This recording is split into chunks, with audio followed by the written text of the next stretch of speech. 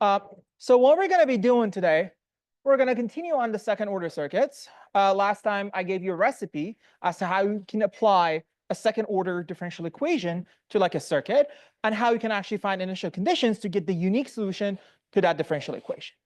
Okay, so let me quickly remind you,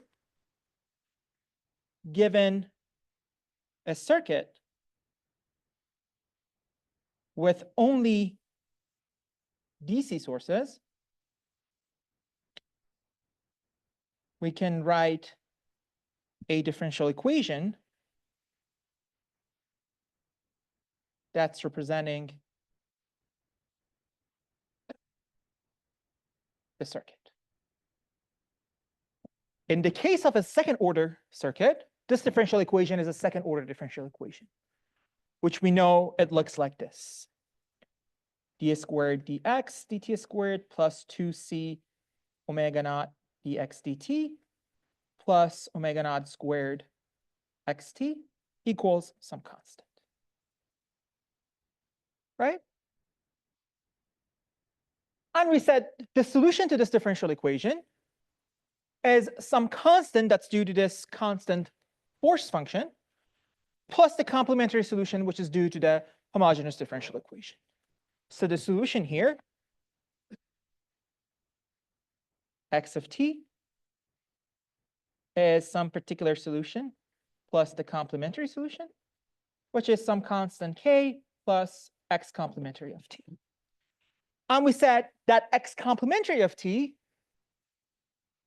depends on that c that we have over there, and depending on if it's greater than 1 or equal to 1 or less than 1, we have different types of solution. If c is greater than 1, the solution is basically, if you look at the characteristic function, we have two real solutions, and the solution for the differential equation is exponential. If c is 1, we have a repetitive root for the characteristic function, but nonetheless the solution is exponential. But if c is less than 1, the roots for the characteristic function is complex, and therefore we have like a sinusoidal solution. Right? So if c is greater than 1, we know x complementary of t is some k1 e to the s1t plus k2 e to the s2t. If c is 1, x complementary of t is k1 e to the st plus k2 times t times e to the power of st. And if it's c less than 1, x complementary of t is e to the power of minus sigma t times k1 cosine omega dt plus k2 sine omega dt, where s was negative sigma plus I omega t. And of course, S2 is S1 conjugate. Right? We also said, since all the circuits we're working with, they're stable circuits. So if you look at the real part of this S, in case 1 and case 2, where C is greater than 1 or equal to 1, S is real. But in the last one, it is basically a complex number. So if you look at the real part of it, since these circuits are stable, the real part of S must be negative, right? Which basically results in the fact that xc of t, regardless of like what case we're in, approaches 0 if t goes to infinity, right? And given that fact, we could find k, this k constant here. So we know to find k, limit of xt is k when t goes to infinity, which basically means if I look at the circuit at time infinity, I'm in a steady state condition, which means if I have a capacitor, I have to open it up. If I have an inductor, I have to short it out. And then I can solve for x at time infinity, and that would immediately give that k, right? So we're in the steady state condition, which means if I have a capacitor, I have to open it. if I have an inductor, I have to short it, right? But to know exactly what that xt is, I'm going to have to know K1 and K2 as well.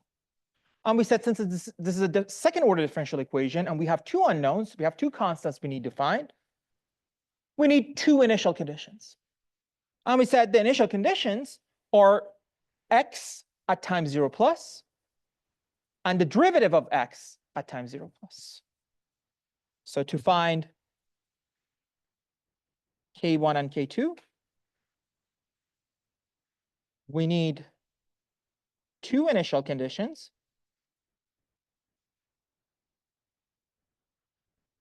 x at time 0 plus and dt of x evaluated at time 0 plus.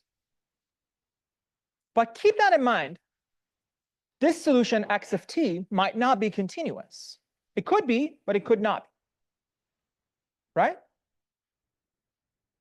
Regardless of what x of t is, we know voltage across the capacitor and current through inductor are continuous functions. So we're going to use those like continuity conditions to try to evaluate x at time 0 plus and the derivative of x at time 0 plus. So we utilize the continuity condition to find x at time 0 plus and the derivative of x at time 0 plus. What are the continuity conditions? That VC at time 0 negative is the same as VC at time 0 positive. IL at time 0 negative is the same as IL at time 0 positive. Right? So let's quickly do an example to see how we can apply this. So let's just say I am given the following circuit. Example. I have a 12-volt source followed by a 2 ohms resistance. I have a capacitor with value 1/400 farad. And I have an inductor with value 1 Henry. And a resistance with value 10. And the question is, what is this V out for all time greater than 0? Given the fact that we know the switch is at position 1, and right at 0, the switch moves to position 2. Right? So if you look at this circuit, the first thing we need to check is to make sure the only sources that we have in this circuit are constant sources. Well, indeed, 12 volts is a DC source, so we're good to go. So to be able to find this V naught at time greater than 0, we have to look at the circuit for all times greater than 0. For times greater than 0, the switch moves to position 2. So my circuit would look like this. So for time greater than 0, this is my circuit.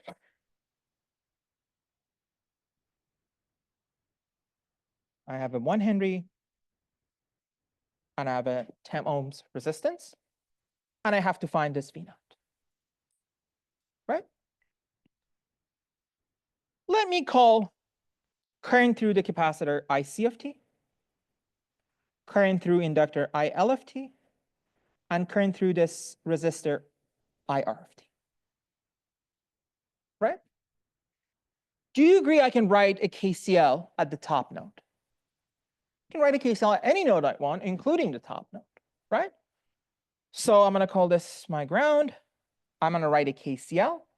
So I have IC of t plus IL of t plus IR of t. That equals to 0. And I know this equation holds true for all times that are greater than 0. Right? It's not just for a specific time t, it's true for any time t. Right? And as I mentioned before, this is by far one of the most equations that you have when you're solving for anything in the circuit. right? Let's call it equation 1, right? So we call this equation.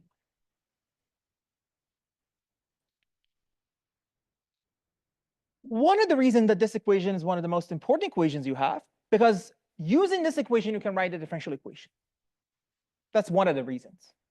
Okay? So let's just write the differential equation. Do you agree voltage across this resistor, which is V naught, is the same as voltage across the inductor, is the exact same as voltage across the capacitor? They're all in parallel, right?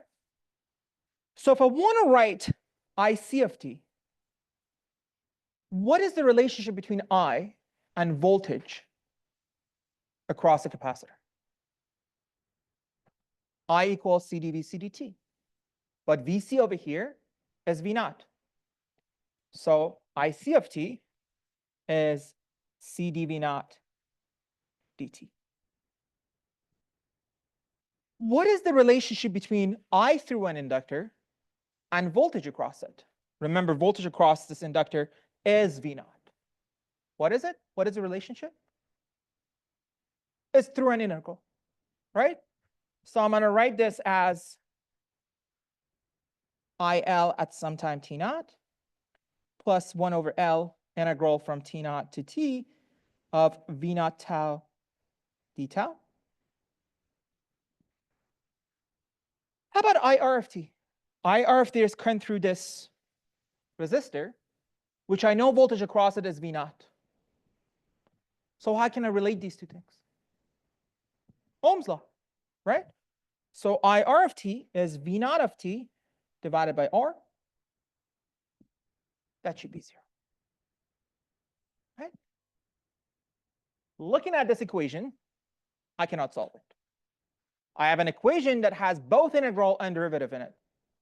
I cannot solve it. I got to get rid of the integral. How do I get rid of the integral? I took derivative. I know the derivative of integral is just the integrand evaluated at the upper bound, right? So if I take derivative,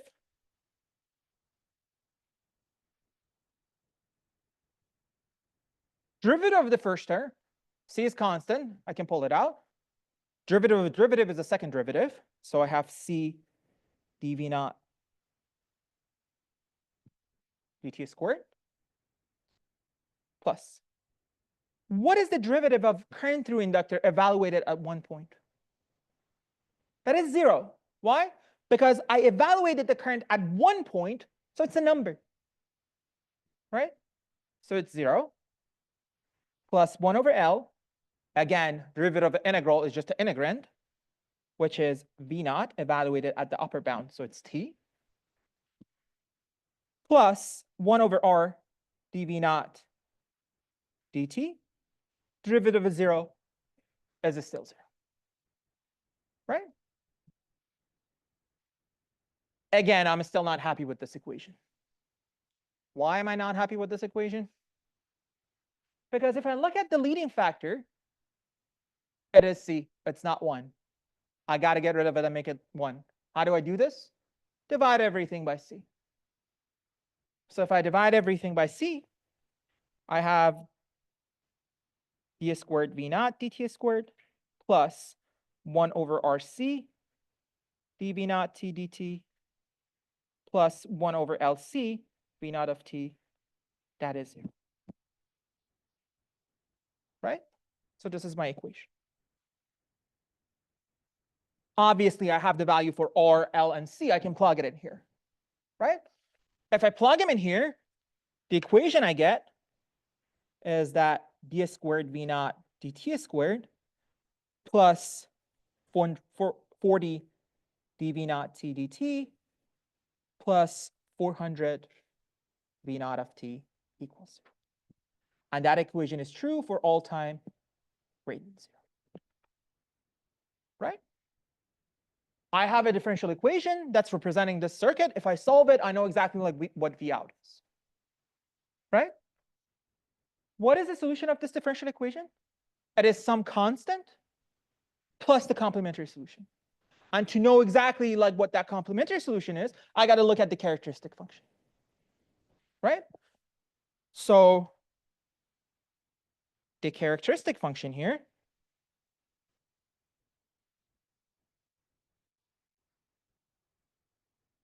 is s squared plus 40s plus 400 equals 0, right? Which I can write this as s plus 20 to the power of 2 equals 0, which means s1 equals s2 is negative 20, right? That's basically the identity that we talked about. Again, if you do not see it, that's totally fine. You can actually plug it into the formula, general formula that we have. You're going to still get like the same answer. As a sanity check, if you look at S1 and S2, both of them are negative, right? So it confirms like the fact that the circuit is indeed stable, right? So what's my solution look like? My solution is V naught of t. It is some constant k plus k1 e to the power of minus 20t plus k2 times t e to the power of minus 20t for all times greater than 0. All I have to do is to find k, k1, and k2, right? Quickly look at the differential equation that we have up there. I'm claiming k must be 0. Do you agree with me? Yeah, it must be 0 because if I look at the right-hand side of the equation, it is 0. So it means there is no force function. So it means like k must be 0, right? We're going to drive that by looking at the circuit at time infinity, but we know it must be 0, right? So let's try to like find k, k1, and k2. To find k, we're going to have to look at the solution when t goes to infinity. If t goes to infinity, the second term over here goes to 0. The third term is also going to 0 because the growth of the exponential is much faster than the t. So if I look at the circuit at time infinity, so looking at the circuit at t approaching infinity, we have limit v naught of t when t goes to infinity. That is basically k. But what does my circuit look like? Remember, this is still my circuit at time infinity, right? Because infinity is greater than 0, so that is my circuit at time infinity, right? But we know at time infinity, everything in this circuit is constant. Therefore, I have to replace my capacitor by open circuit, replace my inductor by short circuit, and then solve for V out at time infinity, right? We're in a steady state condition. So at time infinity,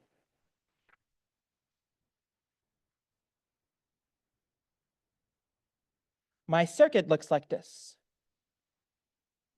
This is the capacitor. This is my inductor. And this is my resistor. And all I have to do is I have to find V naught at time infinity. What is V naught at time infinity? It's 0, right? I just need to write a KVL in this loop, right? So V naught at time infinity is 0, which tells me k must be 0. Again, it shouldn't come as a surprise to us. We already established that k must be 0 because there is no force function, right? But from a circuit point of view, we can still confirm that, right? So all I have to do is to find k1 and k2, right? And to find k1 and k2, I'm gonna have to find the initial conditions, right? Let's look at V naught at time 0 plus. What do I have if I look at the V naught at time 0 plus? So to find k1 and k2, let's look at V naught at time 0 plus. V naught at time 0 plus follows this equation.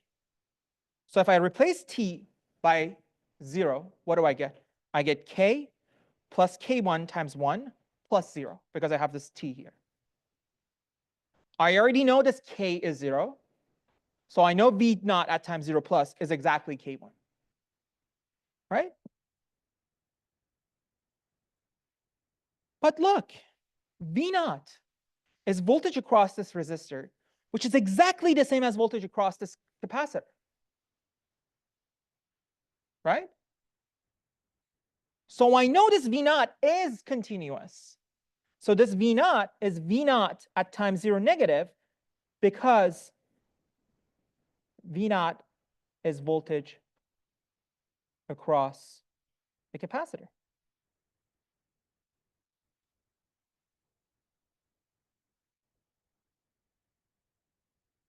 Right? So if I look at the circuit at time 0 negative, I got to be able to find K1. Right? So at time t equals 0 negative, what does my circuit look like? Again, at time 0 negative, the switch is in position 1, so which means this portion of the circuit is gone. So my circuit looks like this. I have this 12 volts. I have 2. I have the capacitor. Then this portion is gone.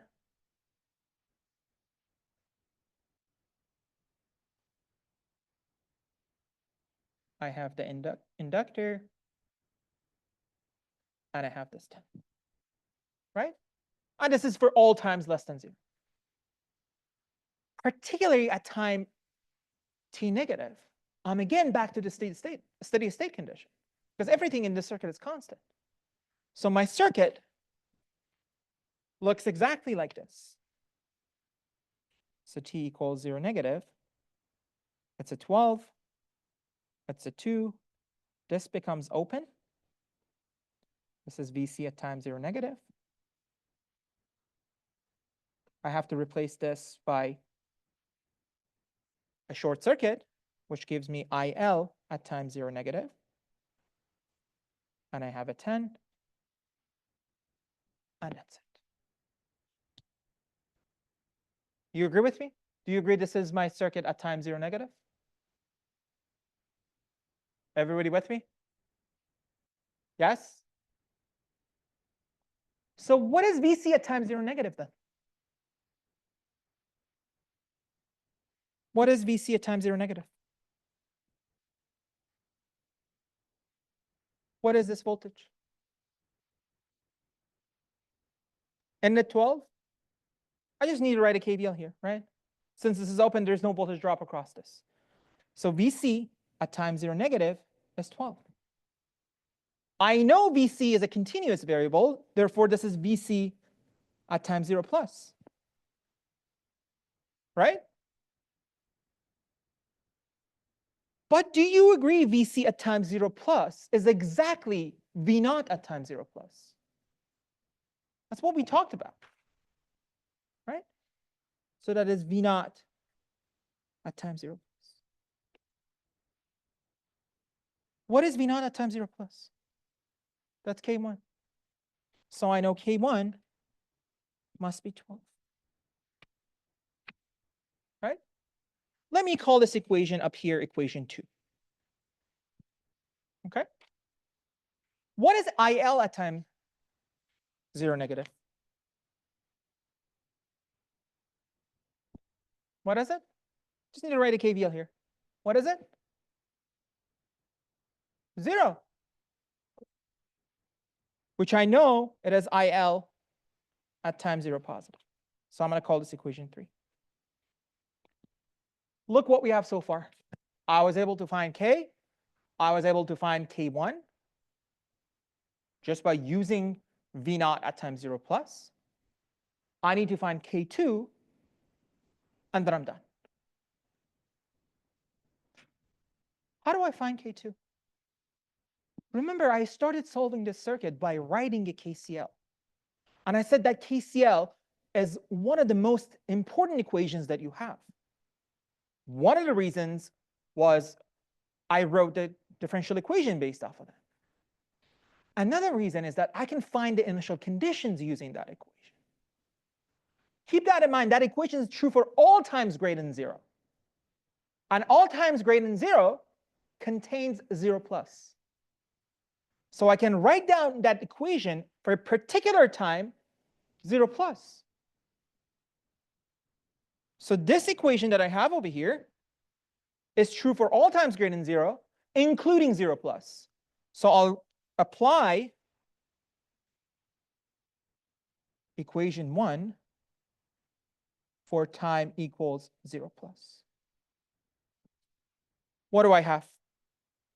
I have IC at time 0 plus IL at time 0 plus IR at time 0 plus. That must be 0.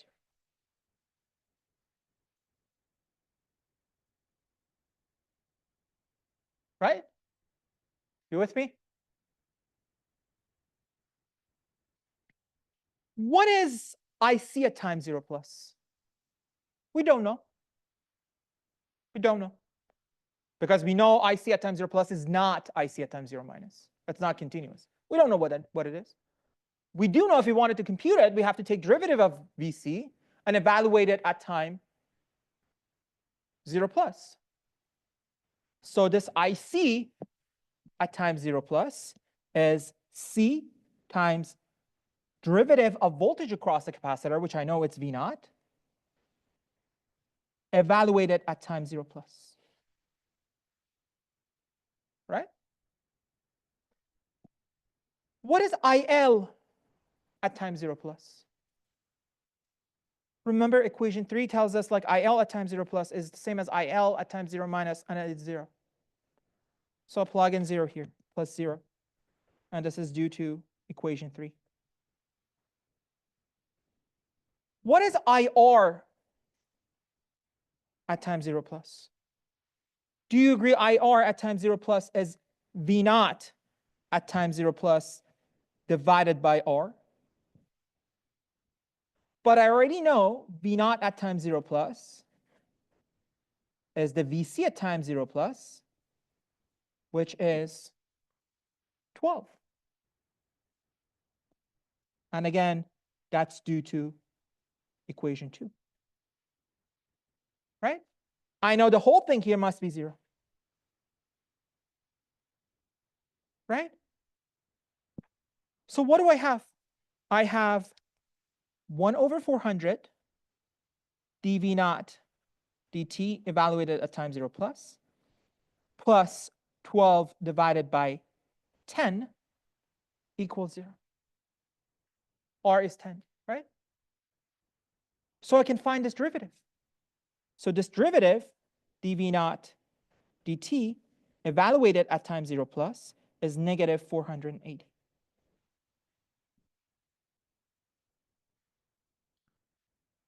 Remember the initial conditions we needed. We needed the initial condition V naught at time 0 plus and the derivative of V naught at time 0 plus. I found it. Right? Remember, V naught, reminder, V naught of t is k plus k1 e to the power of minus 20t plus k2 t e to the power of minus 20t. Right? I can take derivative of this. I can take a derivative of this. This derivative is 0. The derivative of k1 times e to the power of minus 20t is k1 times negative 20 times e to the power of minus 20t. The derivative of k2 times t times e to the power of minus 20t is the multiplication. So if I have a times b derivative, is a prime b plus b prime a. So it's k2 times derivative of t, which is 1, times e to the power of minus 20t, plus t times derivative of exponential, which is minus 20 times e to the power of minus 20t. Right? I can evaluate that at time t plus, 0 plus. So evaluating dt at t equals 0 plus. What do I have? I have to replace t by 0. So from the first term, I get minus 20 k1. From the second term, this term goes to 0 because t is 0. So I end up with k2 times e to the power of minus 20t. Again, my e to the power of minus 20t is 1 when t is 0. So it's k2. Right? I know this derivative is minus 480. Right? We already computed at k1. We know k1 is 12. Right? We can compute k2.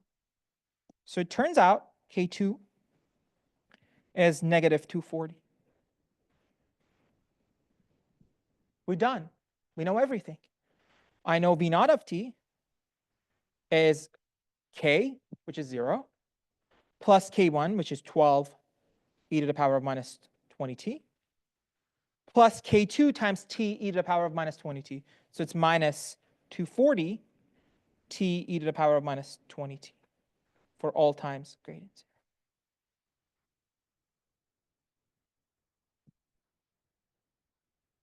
Right? So what happened over here? We started off just writing a KCL. We used that KCL to write down the differential equation. And then we started finding like the coefficients. Right? To find k, we looked at the circuit at time infinity. But to find k1 and k2, we need to know the value of x, in this case v naught, at time 0 plus, and the derivative of that at time 0 plus. And to get that, we invoked the continuity condition, which said voltage across capacitor at 0 minus is the same as voltage across capacitor at time 0 plus. Current through inductor at time 0 minus is the same as current through inductor at time 0 plus. And then we said we're stuck. We cannot find a derivative of v naught at time 0 plus. So we went back to the first equation that we started with, right? That very beautiful KCL that we had. And we said that KCL holds true for all the times, including 0 plus. So we applied it to time 0 plus, and we used the continuity conditions, and we found the derivative. Right? Let's do one more example to just make sure we all understand what's happening. Before me moving on, is that clear what we're doing? Yes? No? Somewhat? Let's do one more example, and then we'll see how we feel. Let's just say I'm given this circuit.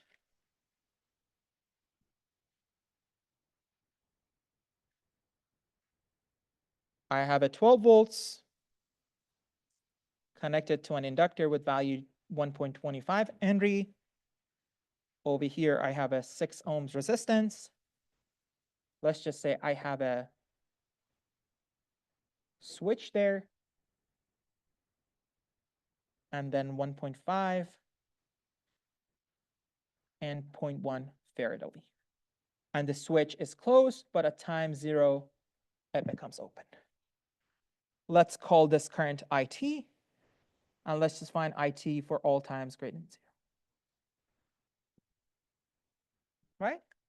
First step, we're going to check all the sources in the circuit is constant. We're good to go. We can write down the differential equation for time greater than 0. So for time greater than 0, what's the circuit look like? The switch is open. If the switch is open, it means this branch over here is gone. Right? There's no current flowing through it. So my circuit would look like this. 12, 6, 1.5, 0.1 farad, 1.25 Henry. Right? And what I'm interested in is this IT. Right? Do you agree I can write a KVL here? Okay, I can do that. If I write a KVL here, do you agree current through this loop is exactly the same as IT? Right? So I'm going to just call it IT. So let's just write a KVL. Let's just start here. I have 6 times IT plus 1.5 times IT plus voltage across the capacitor plus voltage across the inductor, and that must be 12, right?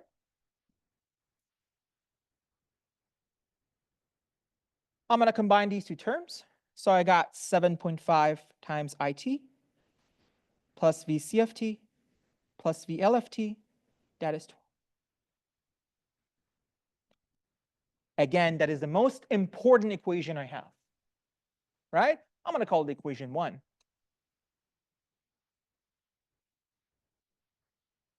What do I know about this equation? I know this equation is true for all times greater than 0, right?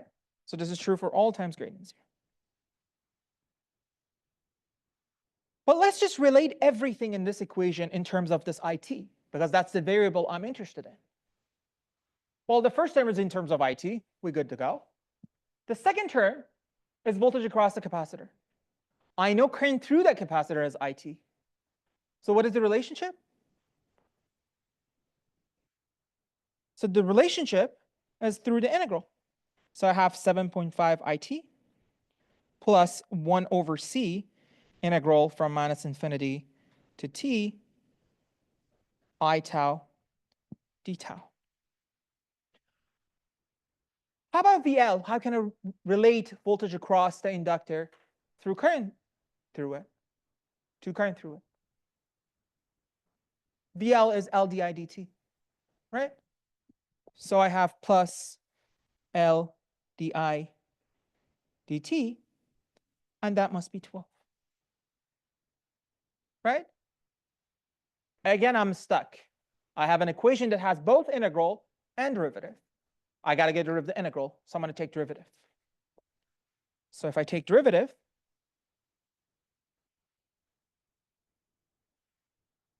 I have 7.5 di dt plus 1 over c it plus L d squared I dt squared. The derivative of 12 is 0, right? Again, I'm not quite happy with this equation because the leading factor is not 1. I'm going to divide everything by L. So if I do that, I get d squared I dt squared plus 7.5 divided by L di dt plus 1 over LC times IT, that equals to 0, right? I know the value of L. L is 1.25. I can plug it in here. The equation I end up with is d squared I dt squared plus 6 times di dt plus 8 times IT, that equals to 0, right? And that is the differential equation representing this circuit for all times greater than 0, right? Again, I ended up getting a second order differential equation. I know the solution is some constant plus the complementary solution. And the complementary solution, I can determine what case I have by looking at the characteristic function, right? So I'm going to write down the characteristic function. So my characteristic function is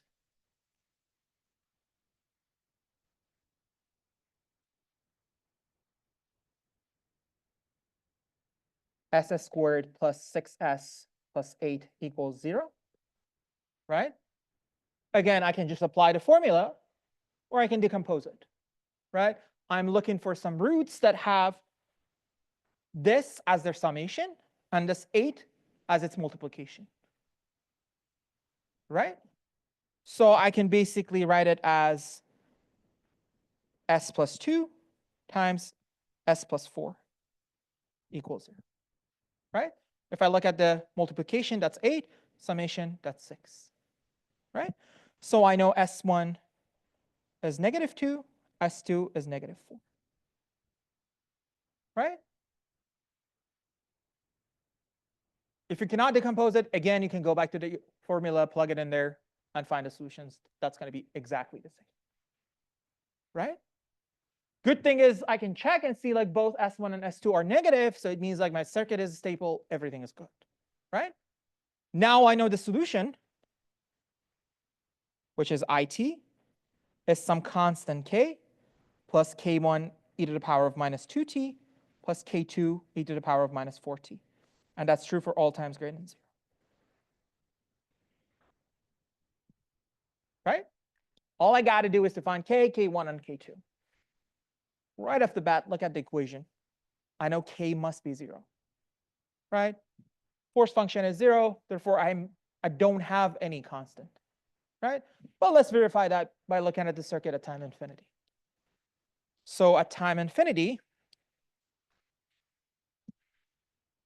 at time t going to infinity, again, this is still my circuit. This is still my circuit, right? So what I have here is I have this 12, this 6, this 1.5. What happens to my capacitor? I'm at time infinity. Therefore, I'm in a steady state condition. What it means is that my capacitor becomes open.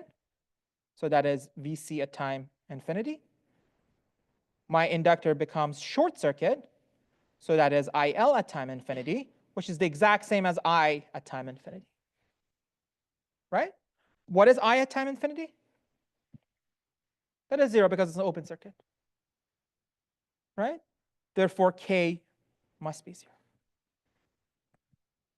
Right? All I got to do is to find K1 and K2. Yes. No, not necessarily. Yep. Yes. Yeah. If you take derivative, and your derivative is 0, K is always 0. Right? Which is the case for DC sources. Right? Right?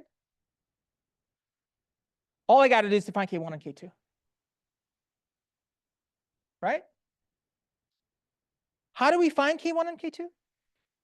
Again, to find this K1 and K2, I got to know I evaluated at time 0 plus, and I need to know derivative of I at time 0 plus. Right? So let's look at it and see how we can actually like find it. Let me quickly write it down. To find K1 and K2, we need to find I at time 0 plus and derivative of I evaluated at time 0 plus. Let's look at a circuit at time 0 negative. Why? Because I at time 0 plus is the same as I through L, our inductor at time 0 plus. So if I want to find I at time 0 plus, I know I at time 0 plus is exactly I at time 0 negative. Right? So let's look at a circuit at time 0 negative. At time t equals 0 negative, the switch is closed. So I have like the entire circuit there. Right? But again, remember, at time 0 negative, everything in this circuit is constant, and therefore I'm in a steady state condition again. So what it means is that if I have a capacitor, I got to open it. If I have an inductor, I got to short it out. So at time 0 negative, my circuit actually looks like this. I have this 12. I have this 6. I have this 1.5. I have this 6. This becomes short circuit, which is I at time 0 negative. It's IL at time 0 negative, which is the same as I at time 0 negative, right? And then I have like a capacitor that tells me this is VC at time 0 negative, right? What is VC at time 0 negative?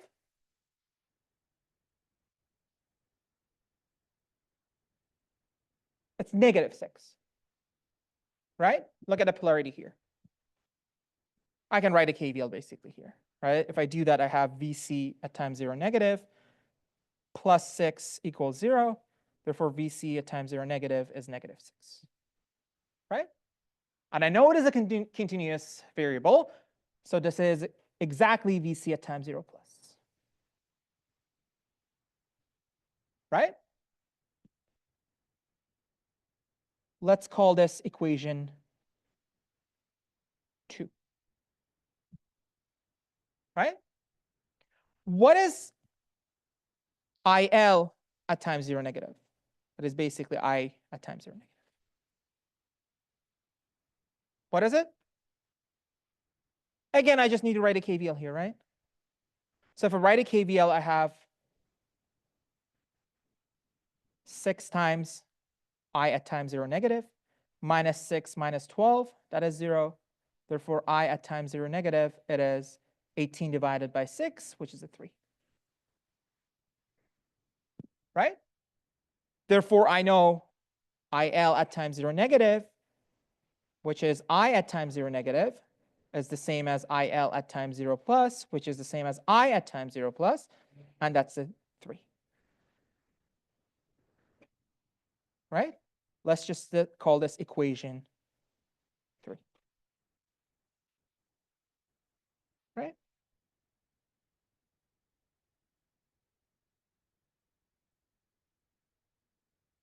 Remember, I of t is this. And I needed to know I at time 0 plus. Right? Remember, I need to know I at time 0 plus and the derivative of it at time 0 plus. So if I plug in 0 here, what do I get? From I of t plus equation 3, what do we have? I have k plus k1 plus k2. That must be 3. Right? I already know k is 0. Therefore, I know k1 plus k2 must be 3. Right? Let's just call this equation 4. Right? Right? All I have to do is to find another equation which representing the derivative of I at time 0 plus. How do I do this? I'm going to go back to the very first equation I started with. I said that's the most important equation I have, which is this KVL that I have. I know this KVL is true for all times greater than 0, including time 0 plus. So I evaluate equation 1 at time t equals 0 plus. What do we get? We get 7.5 I at time 0 plus VC at time 0 plus VL at time 0 plus. That equals 12. Right? What is I at time 0 plus? Well, we just evaluated it. I at time 0 plus is 3. Right? So this guy over here is 3. And that's due to equation 3. Right? What is VC at time 0 plus? Well, I know VC at time 0 plus is negative 6. So this is negative 6. And again, I know this is due to equation 2. What is VL at time 0 plus? We don't know, right? Because VL is not continuous. We do know VL is L di dt. So if I evaluate it at time 0 plus, I get like VL at time 0 plus. So this is L di dt evaluated at time 0 plus. Right? The only unknown in this equation is this term. We can compute this.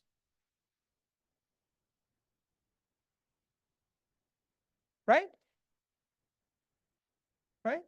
We know everything else. We know L, we know everything else. Right? It turns out if I solve for it, di dt evaluated at time 0 plus, it is negative 3.6. Right? We know everything. We just need to like do some algebraic thing. Right? What does that tell me? It tells me if I look at this I of t, take derivative of it, evaluate that derivative at time 0, that must be minus 3.6. Right? So let's do that. So let's take derivative of I with respect to t. What is derivative of I? Well, this term is constant, so it's gone. This term is k1 times negative 2 times e to the power of minus 2t. So it's k1 times negative 2 e to the power of minus 2t. The second term is k2 times negative 4 times e to the power of minus 4t. Right? I know if I evaluate this at time 0 plus, that must be minus 3.6. Right? How do I evaluate this? Well, I'd replace t by 0. This term becomes 1. This term becomes 1. So I have minus 2k, k1, minus 4k2. That is negative 3.6. Let's call this equation 5. Right? I have one equation over here, which is my equation 4. I have another equation here, which is my equation 5. Two equations, two unknowns. I can solve for k1 and k2. So using equation 4 and equation 5,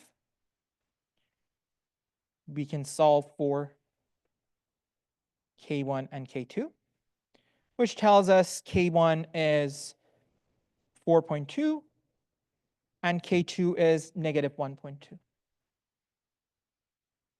We're done. We know it is k, which is 0, plus k1, which is 4.2 e to the power of minus 2t, plus k2, which is negative 1.2 e to the power of minus 4t. And that's true for all times greater than 0. Right? Keep that in mind. It doesn't matter like what type of solution I have. I still need to find that solution evaluated at time 0 plus and the derivative of that solution at time 0 plus. And the way that we find the derivative initial condition is by going back to the original equation that we wrote, either it's a KVL or a KCL, and evaluate it at time 0 plus. Okay? Does that make sense? So what we're going to be doing next lecture, we're going to move on to like AC sources. And we're going to say what happens if all these sources are sine waves. All right? See you guys Monday.